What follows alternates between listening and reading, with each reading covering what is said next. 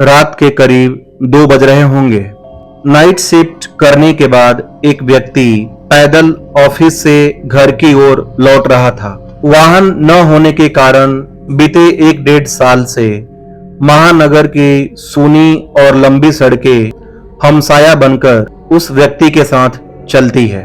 वह मन ही मन सोचता है, बाप रे, इतनी लंबी लंबी और भूतिया सड़कें खत्म होने का नाम ही नहीं लेती, बस चलती रहती है, रुकने का नाम ही नहीं लेती।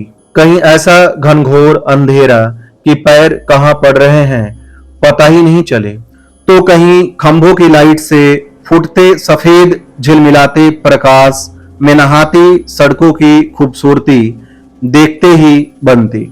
इन्हीं सूने रास्तों पर दिन भर इतना हैवी ट्रैफिक और चहल पहल रहती है कि एक कदम पैदल चलना भी दूभर हो जाता है। मई की बेरहम गर्मी, माथे से चूता पसीना और ऐसे में अचानक हल्की हल्की ठंडी हवा चलने लगे। माथे के पसीने से टकराती ठंडी हवा कितनी शीतलता प्रदान करती है।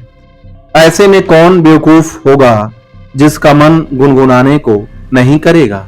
वह व्यक्ति गुनगुनाते हुए आगे बढ़ ही रहा था कि अचानक उसकी आंखें एक जगह पर जाकर ठिठक गई। सड़क किनारे एक सभ्य सी अधेड़ महिला खड़ी दिखाई दी, कंधे पर छोटा सा बैग और वहीं पैरों के पास एक ब्रीफकेस जमीन पर रखा दिखाई दिया।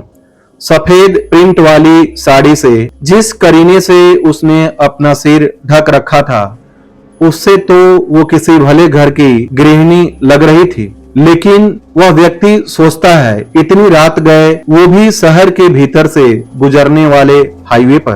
कुछ अजीब सा लगा।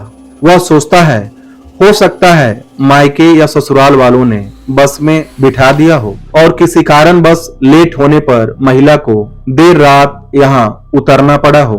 शायद उसका घर यहीं कहीं आसपास ही होगा या फिर शायद सवारी ऑटो या रिक्शे का इंतजार कर रही हो। लेकिन इतनी रात गए रिक्शा कहाँ मिलेगा? शायद घर का कोई परिजन गाड़ी लेकर आ रहा होगा। ऐसा ही सोचते हुए वह व्यक्ति उस महिला के करीब आ गया। नजरों से नजरें टकराईं, मगर वो महिला जरा भी नहीं झेपी। वह महिला उस व्यक्ति की आंखों में बराबर देखती रही। भय का नामो निशान तक नहीं था, वरना इतनी अंधेरी और सोनी रात में एक अकेली महिला किसी पुरुष को देखकर थोड़ी डर तो जाती ही, लेकिन वो तो लगातार उस व्यक्ति को घूरती जा रही थी। चेहरे पर न कोई हाव न कोई भाव, हाँ, उसके होठों पर मुस्कान बराबर जमी रही। वह व्यक्ति झेप गया, उसे ही नजरें हटानी पड़ी। वह सोचने लगा, कहीं ऐसी वैसी तो नहीं। फिर एकदम से सिर झटक दिया और मन ही मन कहने लगा, होगी कोई, मुझे क्या लेना देना। और वह व्यक्ति तेजी से कदम बढ़ाता हुआ अनजान महिला को क्रॉस कर गया। अनजाने डर और शर्म के मारे उसने फिर पलटकर नहीं देखा। न जाने वो क्या सोच बैठे। चलते चलते वह व्यक्ति दूसरी सड़क पर आ पहुंचा। अब वो सड़क और महिला पूरी तरह से ओझल हो चुके थे। वह सोचने लगा, कहीं कोई भूत वूत तो नहीं थी। थोड़ी देर पहले भला लगने वाला रास्ता अब भयभीत लगने लगा था। वह जल्द से जल्द अपने घर पहुंच जाना चाहता था।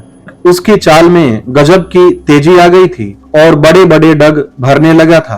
करीब 1.25 किलोमीटर ही चला था कि अचानक उसके मुख से चीख निकल पड़ी। वो महिला करीब 100 गज दूर उसके सामने सड़क किनारे ठीक उसी ढंग से खड़ी दिखाई दी, कंधे पर बैग और जमीन पर ब्रीफकेस। वह व्यक्ति कांपने लगा और मन में सोचने लगा, यह कब यहाँ आ गई? एक ही तो रास्ता है। न कोई गाड़ी निकली और न ही वह पैदल दौड़ती हुई मुझसे आगे निकली।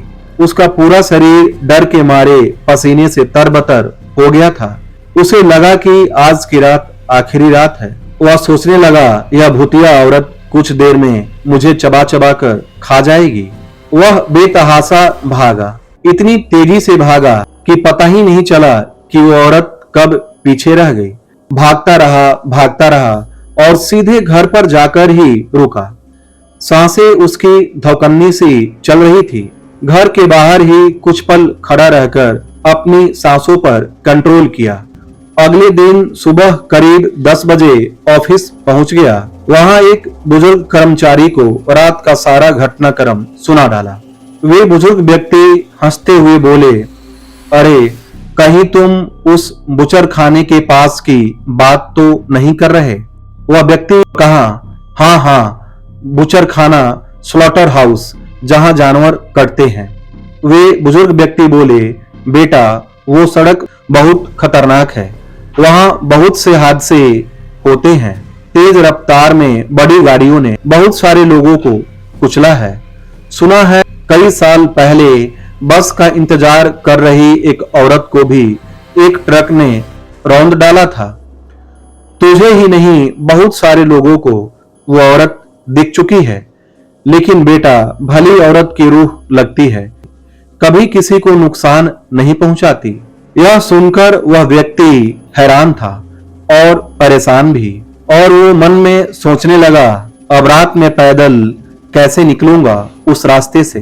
और एक आत्मा औरत की रूह से आमना सामना हुआ है मेरा, वो भी भली औरत की आत्मा से। दोस्तों यह कहानी कैसी लगी कमेंट सेक्शन में जरूर बताएं। वीडियो पसंद आई हो तो इसे लाइक करें, शेयर करें और चैनल को सब्सक्राइब करें। धन्यवाद।